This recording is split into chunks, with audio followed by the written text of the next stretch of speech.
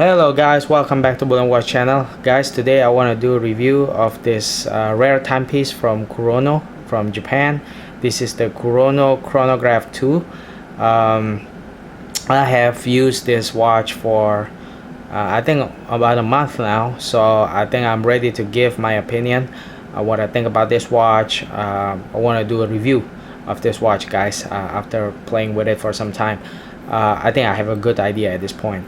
Let's get started with the review. But before I start, guys, if you like watches, if you like horology, I would appreciate if you can click subscribe button and subscribe to this channel. That will be really meaningful to me. Alright, let's get started with the review, talk about this watch. So first, one thing that I want to tell you is that this watch is not so common. It's only limited, it's limited edition, limited only to 500 pieces worldwide, and I read online that it was sold, this was only sold online by Kurono, and the minute when they release it, it was sold within like 1 hour, not even 1 hour, it was like 10 minutes or something.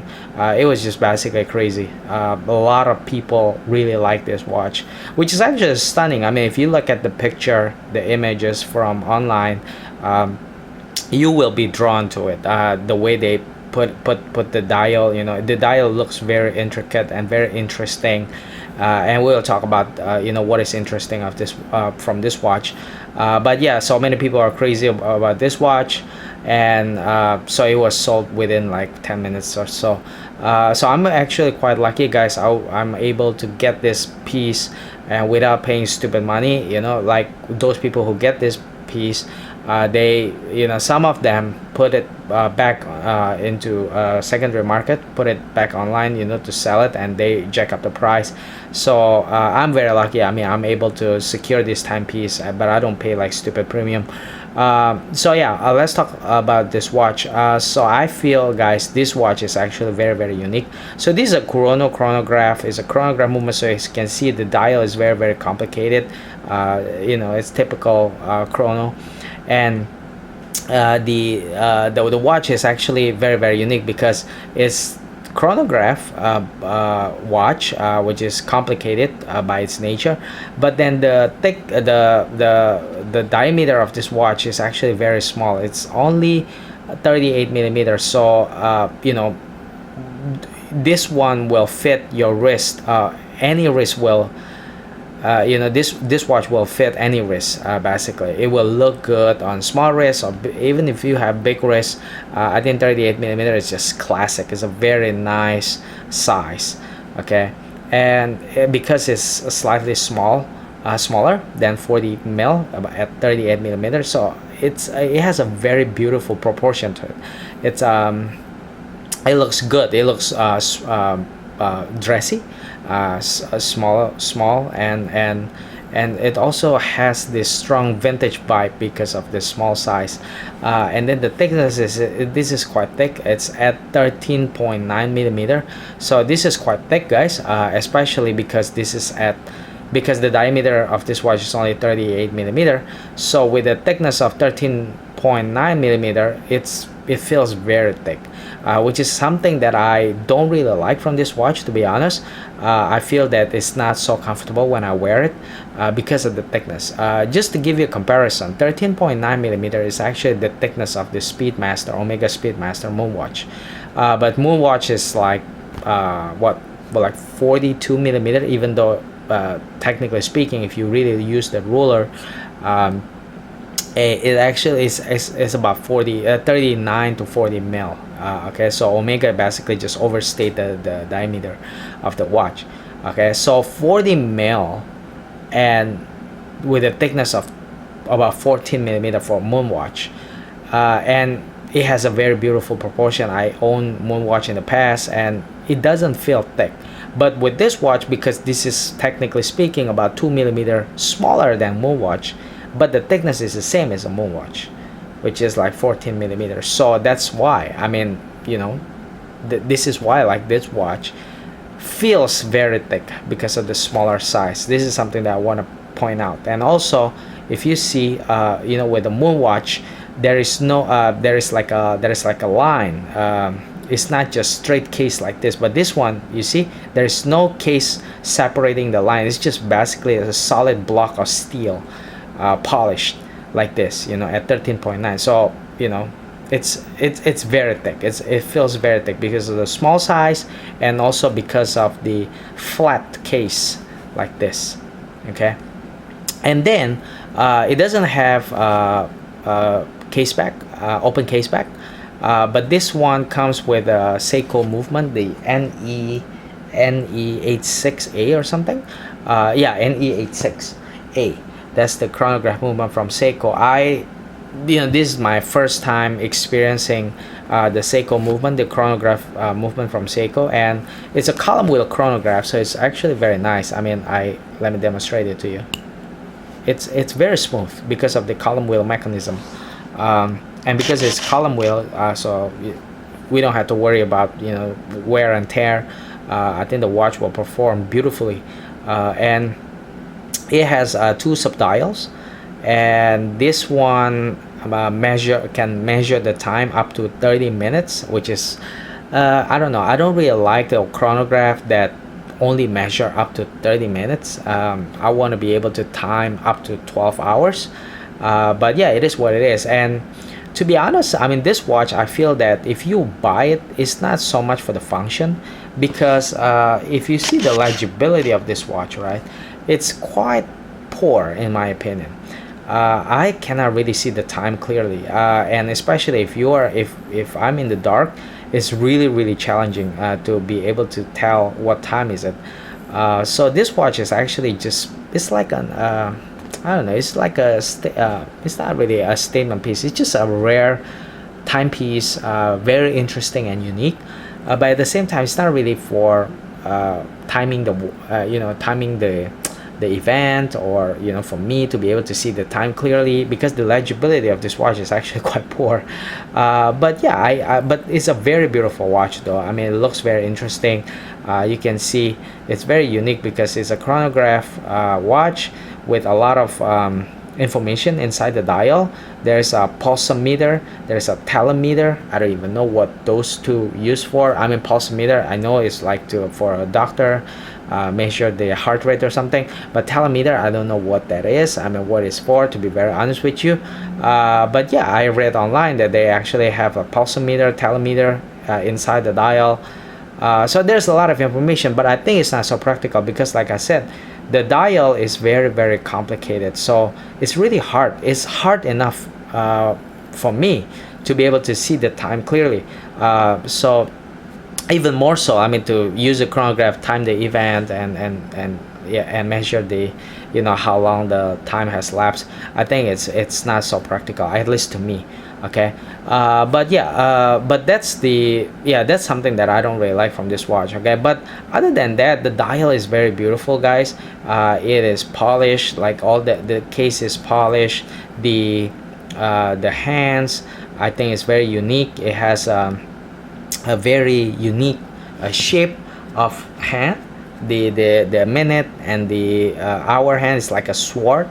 Yeah, and then I also like a little bit of a splash of color here. The circle is orange color, and then the dial itself, it's gray. I think it's dark gray color, but then there's like an inner circle here. It's black color, so it's black, and then dark gray, and then with a little bit of orange tinge to it. So it's very nice. I think I feel that